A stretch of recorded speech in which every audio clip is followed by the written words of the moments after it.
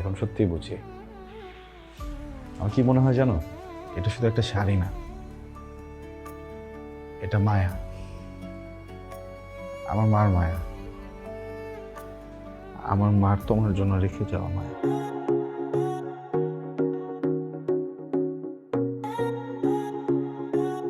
তুমি রুমে কি করছো? দেখো, কাল আমাদের বিয়ে হচ্ছে। এত সহজে ধৈর্যহারা হওয়া যাবে না। কি করবো বলেন, মানুষ যখন ভালোবাসে তখন তো একটু ধৈর্যহারা হয়।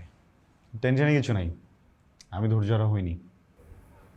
ওকে, তো আপনি রুমে কেন এসেছেন? আমি তো আসছি একটা সুন্দর নিয়তে। ভাবলাম নতুন বউ আমার, হবু বউ, হ্যাঁ, কি করছে একা একা নতুন জায়গায় এসে একটু সময় দিই, একটু কথা বলি। না, যদি পারমিশন থাকে একটু আসবো ভিতরে, না চলে যাবো। ওকে, কিন্তু নিরাপদ দূরত্ব বজায় রাখুন।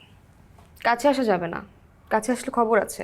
জি ম্যাডাম, বাংলাদেশ পরিবহন আইন ভঙ্গ করা যাবে না, বুঝতে পেরেছি।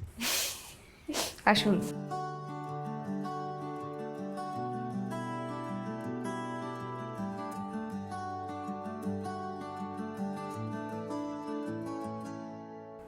বলেন,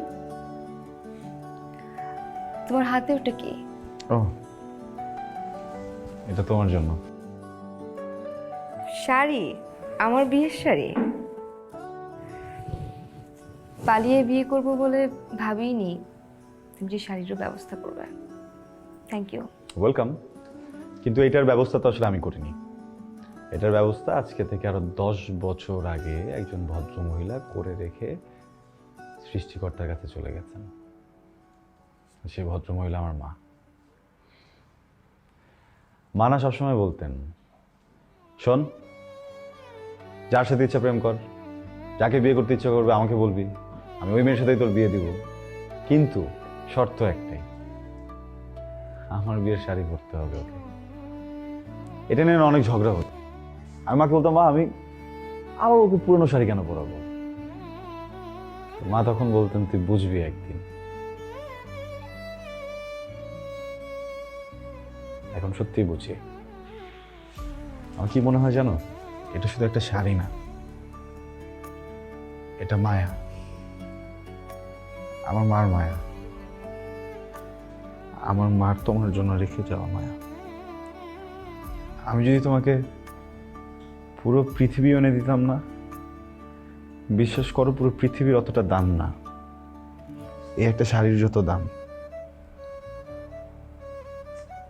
আমার কাছে শাড়িটা এখন আমার জীবনের থেকেও দামি। দেখো, এই শাড়িটা যেরকম সুন্দর, আমার মা আরো বেশি সুন্দর না? মাশাআল্লাহ, উনি অনেক সুন্দর ছিলেন। আর এই শাড়িটা ওনার মতোই সুন্দর। হাবিব, আমি এই শাড়িটা অবশ্যই পরবো। আর আজ থেকে এটা আমার শাড়ি।